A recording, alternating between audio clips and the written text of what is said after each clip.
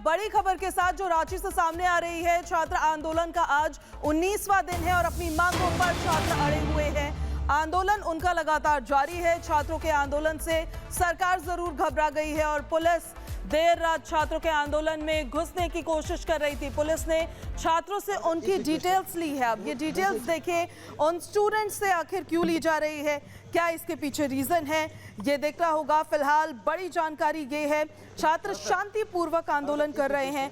19वां दिन है आज और लगातार एक बार भी ऐसा नहीं हुआ है कि यहाँ पर किसी ने कोई उपद्रव मचाने की कोशिश की हो या ये पीसफुल प्रोटेस्ट से अनपीसफुल प्रोटेस्ट बना हो। इस बीच आखिर पुलिस क्यों गई प्रदर्शनकारी छात्रों के बीच में डिटेल्स लेने के लिए, ये भी देखिए, इस पर हमारी नजर लगातार बनी हुई है। लेकिन छात्र अपनी मांगों पर अड़े हुए हैं और स्टूडेंट्स का कहना यह है कि जब तक हमारी मांगें पूरी नहीं होती है तब तक हम यहाँ से नहीं जाना चाहते हैं। स्टूडेंट्स का कहना यह है कि हम आपसे कुछ नहीं मांग रहे हैं, हम ये मांग रहे हैं कि निष्पक्ष जांच होनी चाहिए, एक करप्शन फ्री सिस्टम बनना चाहिए जिसके तहत एग्जाम्स कंडक्ट कराए जाए। इतने वक्त से जो तमाम स्टूडेंट्स तैयारी करते हैं, घंटों घंटों मेहनत करते हैं, उनकी तैयारी फेल नहीं होनी चाहिए। तो ये तस्वीरें हम आपको दिखाते हैं, कैसे देखिए अपने फिंगर्स को अपने लिप्स पर रखकर छात्रों ने वहां पर प्रदर्शन किया है। एक संकेत देने की उन्होंने कोशिश की है कि हम कुछ बोल भी नहीं रहे हैं आपसे, हमारा प्रोटेस्ट इतना पीसफुल है।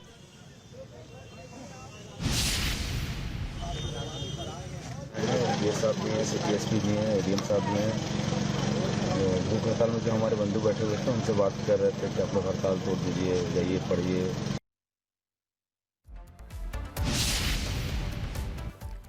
वहीं देखिए, पुलिस की चहलकदमी पर सिटी SP पारस राणा ने सफाई दी है।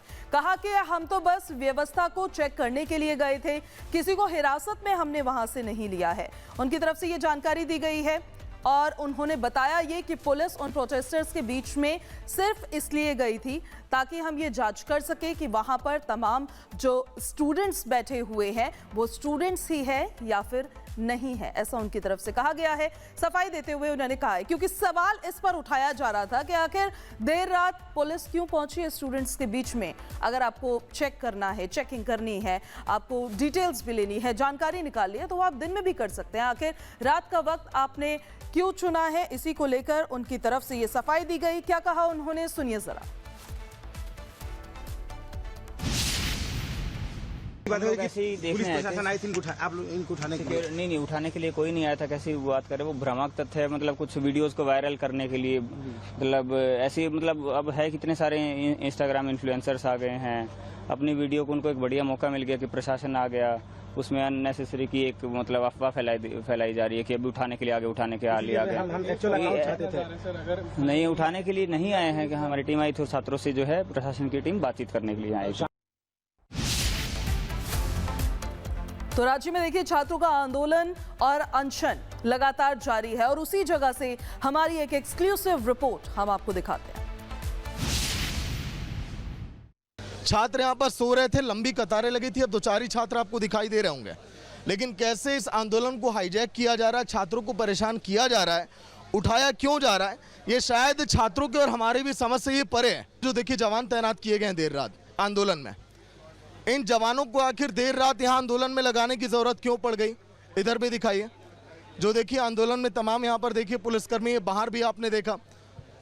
लेकिन अब आखिर ये सब कब तक चलेगा? छात्रों के आंदोलन को हाईजैक करने का प्रयास क्यों है? जब पुलिस परेशान करेगी तो सोओगे कब? आंदोलन कैसे आगे चलेगा? SP साहब आपके हट गए, सवालों से भागने लगे। आज से नहीं, डे 1 से पुलिस हम लोगों को चुनौती का सामना करना पड़ रहा था। लेकिन 8 अगस्त से जिस तरह से पुलिस बार बार रात में आकर हम लोग को परेशान कर रही है, 12 जैसे ही बज रहा, 1 बज रहा, 2 बजे, 3 बज रहा है, तो हम लोगों का प्रोग्राम हुआ है विधानसभा का। 10 कल 2:30 बजे रात में आके यहाँ पर बच्चियों को धमका रहा है, तुम्हारा फोटो खींच रहा है, उन लोगों का नाम पूछ रहा है, बोला तेरा काम हो गया। घर में जाकर पुलिस धमकी दे रही है। यहाँ पर आज जैसे ही 12 बजे, ठीक है, DC महोदय आए थे, उनके साथ पूरी फोर्स आई है। 30-40 में सिविल ड्रेस में महिला पुलिसकर्मी थी, पुलिस वाले थे, बहुत सारे पुलिस वाले ड्रेस में भी थे, पूरे चप्पे। एक महिला छात्र का मेरे पास फोन आया, आप थी शायद, पहले कोई महिला पुलिसकर्मी भी नहीं आई, छात्राओं को परेशान। यहाँ या बगल में आई है। आप लोग जब सभी मीडिया लोग जितने भी आए हुए थे, जब सब चले गए तो वहाँ पे देखा मैंने कि धीरे धीरे पहले 2 पुलिस आए, फिर 3-4, ऐसे करते करते फिर हमारे जो क्षेत्र के सिटी एसपी सर हैं, उपायुक्त, सब आए। उसके बाद यहाँ पे बात किए जो अनशन में बैठे हुए हैं उनसे। उसके बाद फिर वहाँ से जाने, शुरुआत में कोई महिला पुलिसकर्मी नहीं थी? अभी शुरुआत से अंत तक कोई नहीं थी। उसके बाद बात करने के बाद जब वहाँ पे सारी बातचीत उन लोगों की हो गई, कैसे है क्या है, जो भी उनकी अपनी बात हुई होगी, फिर देखा हमने कि नोटिस किया कि धीरे धीरे स्ट्रीट लाइट के सभी लाइट्स ऑफ हो गए। हर रात में यहाँ पे लाइट जलते हैं, देखा कि पूरा अंधेरा हो गया।